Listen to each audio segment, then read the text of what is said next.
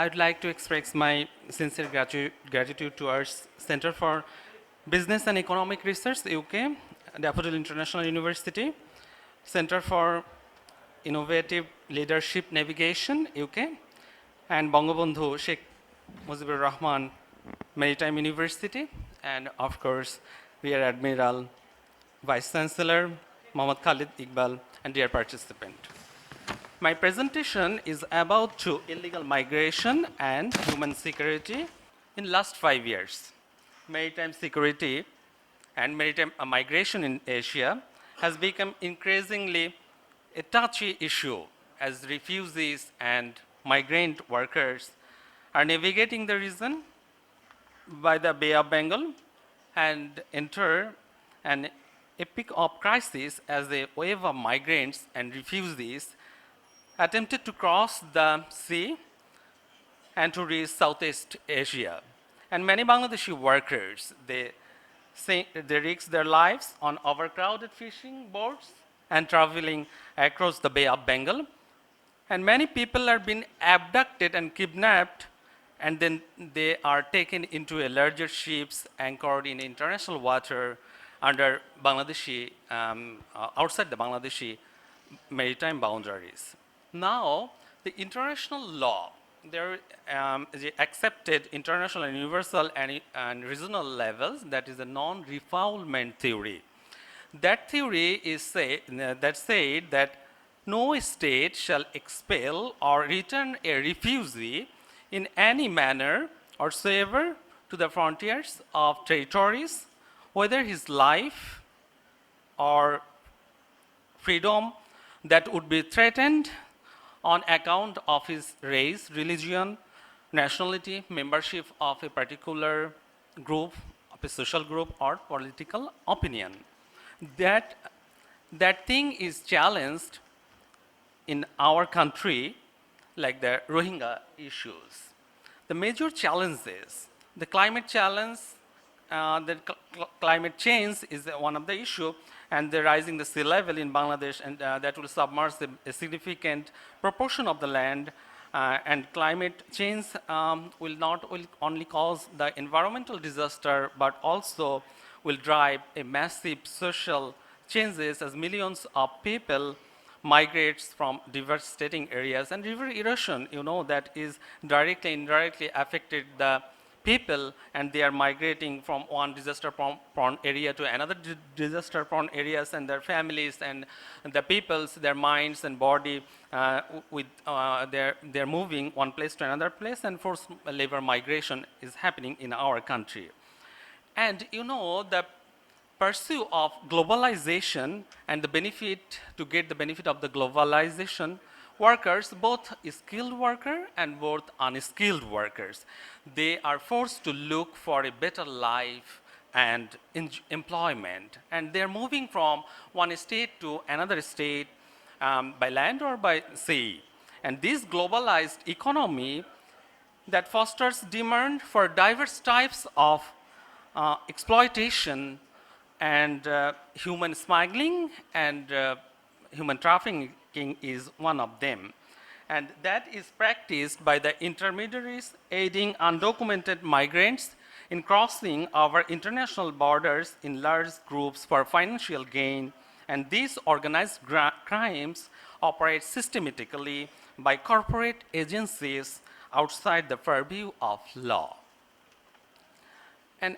And the thing that is the civil war and repression, and that thing that in recent years, Rohingyas have faced increasingly persecution and brutally attacked by the military and Buddhist monk in Myanmar.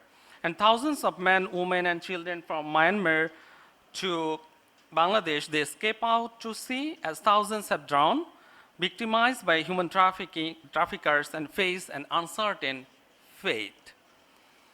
And they are facing a lot of challenges. Their boats, sometimes Rohingya boats on Naf River, were often gunned down by the Myanmar army. They have burned their houses, schools, markets, shops, mosques, and belonging to the Rohingyas people. And Bangladesh, with her long traditional hospitality, accepted Rohingya people, and that caused domestic and environmental concern over the human, the huge population human, and also the drug traffickers across the Myanmar-Bangladesh border. And this is a challenge for Bangladesh, and especially considering the Bangladesh, its national, its domestic limited resources, and that problem is happening in Bangladesh. And also IOMO. IOMO's report that describes that in Bangladeshi report that they say the job seekers from different districts from Bangladesh, they are collected first in the Tekna border, and then of Cox's in district, and then they are taken into a cargo ship in deep sea by a small engine boats in the dark of night, and they are trafficked in Thailand or Myanmar, and this thing is happening in the worldwide. The world witnesses the tragic deaths of thousands of people from different countries drowning in the Mediterranean Sea, the Bay of Bengal, in the Indian Ocean, while they are trying to enter Europe, Thailand, or Malaysia. And now the protection measures, what we can do. And you know, the migrants people are most vulnerable people, and if the state that is very reluctant to take the appropriate policies or to protect the people, then they will suffer a lot. And I will be very happy to know that Bangladesh has two laws. In 2012, there is the anti-trafficking laws, and 2013, Bangladesh Parliament adopted another law that is migration law, immigration and migration laws. And we are saying that to take immediate and appropriate measures to eradicate forced labor in any manner, whatever it is, like modern day slavery, human trafficking, and secure the prohibition and elimination of all the worst forms of child labor. And the state should strengthen the capacity of government, humanitarian activities, workers, and partners in these situations. They should come and they should have a collaboration with Bangladesh Navy and Bangladeshi border guard security members. Then it will be effective measures to protect the migrants people. And increasingly protection for victims and their families and vulnerable migrants. And I would like to focus on research that is the filling critical gaps in knowledge. Now I will tell you a story, saddest story of Alamin Mia. This Alamin Mia, 25 years old, from Barishal district, who survived the migrant boat in Tunisia coast. And Alamin was a private university student, and he said that he found it very difficult to get a job in Bangladesh or to do business in Bangladesh, so he decided to go to Italy and build a career. And Alamin Mia was in a Tunisia Red Crescent camp. He said that I had no idea that things that were be so different in Libya, that he is one of the survivors, 16 survivors, and he's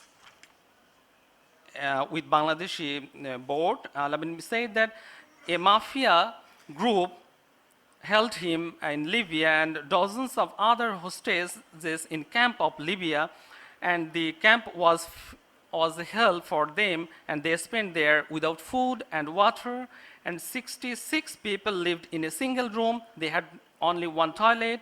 He faces various forms of physical and mental tortures for ransom, and lastly he asked his family to give them 11 lakhs taka to the mafias, and then they put on him in an Italy-bound ship. In the mid-sea, the ship was drawn. They are taken in a small ship, and then the ship and the small boat was drawn. And he said, "My family and I have heavily debt, and what will I do? How can I return my homeland, and what will I do? And he is in Tunisia Red Crescent camp. So my last point is that this is a hidden crime, and this is a modern day slavery, and with added difficulty of locating affected peoples. And Bangladesh must work with locally, regional, and international actors, and also the multilateral bodies and aid organizations, also or the civil society, to protect these migrant peoples and to save them with experts, academicians, and also to develop lasting and ethical solution of this crisis. Because of migrants are very vulnerable, and we should protect them, and this situation is called out of sight situation. And migrants workers engage sometimes in work at sea or in private houses, or domestic workers as like confined areas and work sites, because their visa and passport are taken by the agents, and who have a high degree of control over these people, and and they can't move, and their situation is very worse. So we are asking to international level, we should take some security measures to protect these people, because these people are our people, and we should secure this world for, as like we are asking for humanity, and humanity is above all. Humanity is above the law. Thank you, everybody. Thank you very much. Thank you.